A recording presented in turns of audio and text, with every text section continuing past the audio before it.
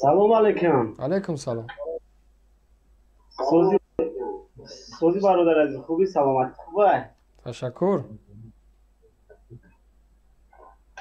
همه برنامه اختا تماشا کردیم، خیلی زنگ زدیم، تلفنمون کم ترک همون کامرا تا درست ما که فقط هم تلپک سرد میتوه خلاص. اینه. خود از رحمانوف دفاع میکنی؟ بله. بهترین. من واقعا گپ ندارم تو با چهره آشکار میبرین از یک بوتیل دفاع میکنی. خیلی غیرت میخواد که یک نفر بروی از یک هیچی دفاع کنه. بفرمو. آخه همه مسئله استخوان‌های استاد عینی را بررسی کردیم و دیدیم مسئله همین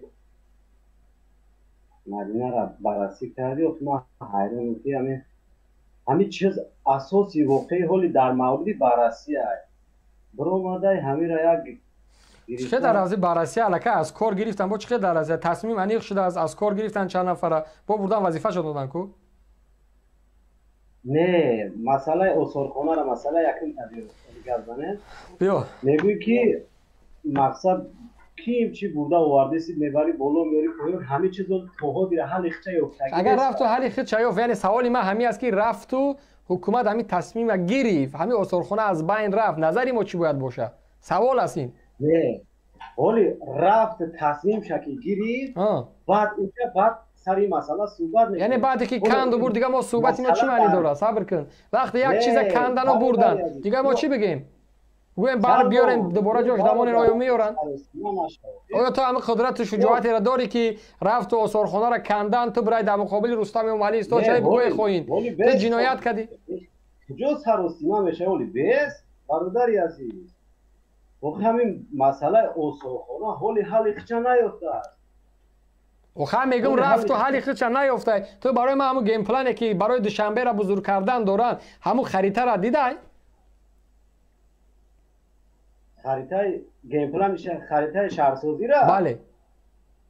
من نه سرمعمار جمهوری تو خب مدام این ندیده نمیدونی اول تو برا از همون سرمعماری دوشنبه صحبت بکن بگو که همچون یک انسانی که شما تاریخ دوست میدونین برین ترمیم بگی یعنی یک وقت جدا بکن با شهرداری دوشنبه با سخنگوش با نمیدونم معاون یکم دوم پنجم دمر کسی که هست یک بار برا همچون یک انسان قضیه صحبت بکن بگو که همین خیلی گپ و خبر است برای من همون خریطه‌ای که شما میخواین دوشنبه را بزرگ کنین کو بیارین که آیا در همون جایی که اصولخانه است وجود داره یا که در تاریخ خریطه نوی که شما دارین اصولخانه از بین رفته است. انا با وقت جواب تا میگیری نیست اصولخانه در اون خریطه نیست برین ببینین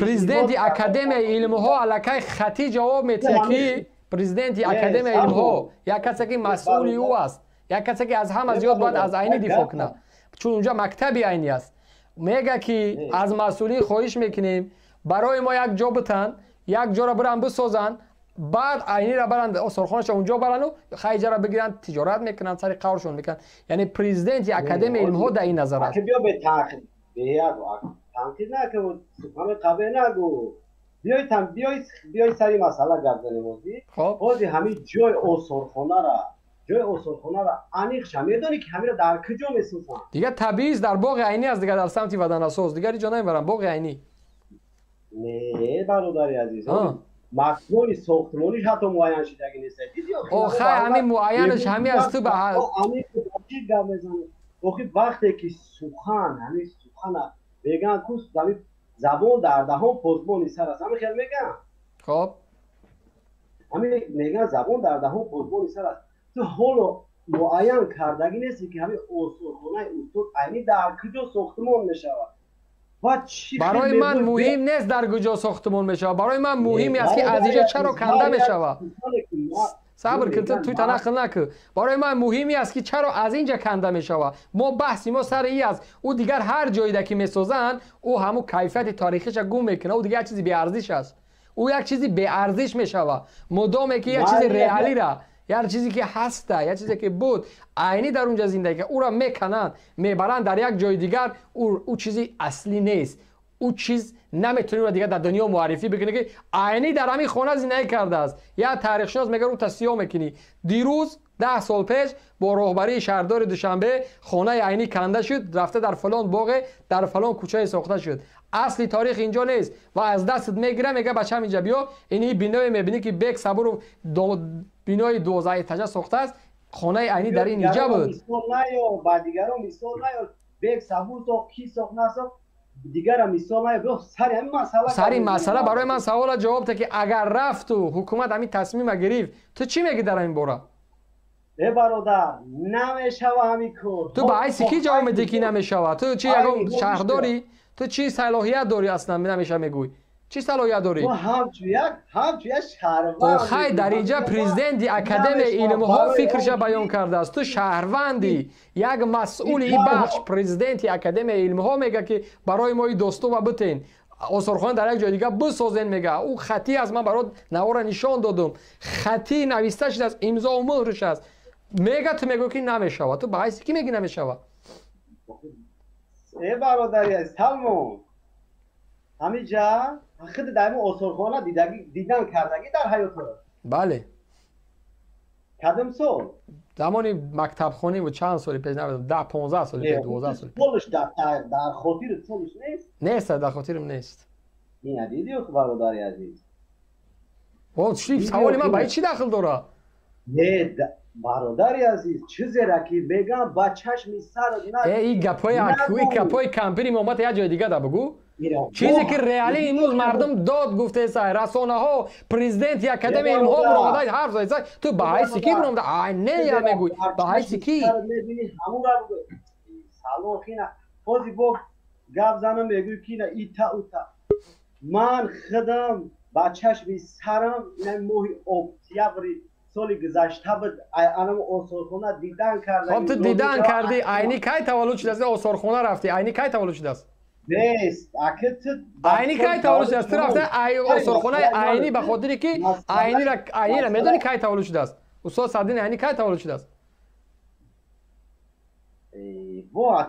در کجا از دنیا گذشته است؟ کی از دنیا گذشته است؟ شما دروغ میگین. شما میگین که من رفتم آثارخانه عینی را ماه اکتبر دیدم. نوشتا دیدی. من میگم عینی کی تولد شده است؟ کسی که ملت تاجیک بعد از 1000 سالها باز معرفی کرد. نمیدونی؟ بچه حالی نمیگیرن کو. تو اول از قبل از اوی که میبروی در مسئله عینی بحث میکنی تا اول بدون که همو عینی استاد عینی کی تولدش از لااقل بدون. کی سلمان من سوال تا جواب میکنم. جواب ته کی تولد شده است؟ подожди در برابر کی یک سوالی ترا من جواب دادم یک سوالی من جواب نه من یکم سوال جواب نمیتونم. چی من آخه خودت من در سوال دادی؟ من راوی هستم میخوام سوال ما جواب میتی نمیخوای از استودیو بیرون میشی تمام. نه من سوال تو من تو زورا نکردم. تو اومدگی اینجا بحث کردی. من اگر الان در منبر تو بحث کنم برای من سوال بده. من سوال تا جواب نمیتونم. نه اوکی نه دیدیو که بو میگی که خیلی خوب چیکنه همین از تو اومده از اینجا دعوای عینی کردی دعوای آثارخانه کردی از نام شهردار گپ زدی از نام پرزیدنت اکادمی علم ها گپ زدی. من رفتگی آثارخانه عینی دیدگی میگوی تو لااقل یک معلومات درباره سال تولد عینی نداری. لااقل نمیدونی که عینی کی و در کجا تولد شد. تو چی اومده از اینجا بحث میکنی؟ من گفتم که یک سوال شما را من جواب بدی یک سوال من در جواب بدی. نه من یکم سوالی تا جواب نمیتونم. تو مسئولی که سوال مرا جواب تی تو وظیفه داری چون تو اومدگی اینجا دفاع کردی. 15 آگوست سال 1878 انا کامera را توته قفوت نشون تکیه کدوم قفو ما اونم در گیر اطراف تو کش تا کامera را توته درگیر اطراف هیچ کنست نشون ته کجا را نشون همون تگمه کامera قفوت بجو تا بودکو نشون تو کی بودکو نشون تو کی نشون نه چه بودکو تا نه سرچوی که در افیر میبرو بودی در پشت نفر دور زده بود. من با چشمای خودم دیدم. شما در اتاق 2 نفر هستید 3 نفر هستید. کی از کی برای تو گفت کی از دنیا گذشته است بدون فکر گپ کی از دنیا گذشت؟ سلمان بیاید تا میکنیم جورا کی از دنیا گذشت؟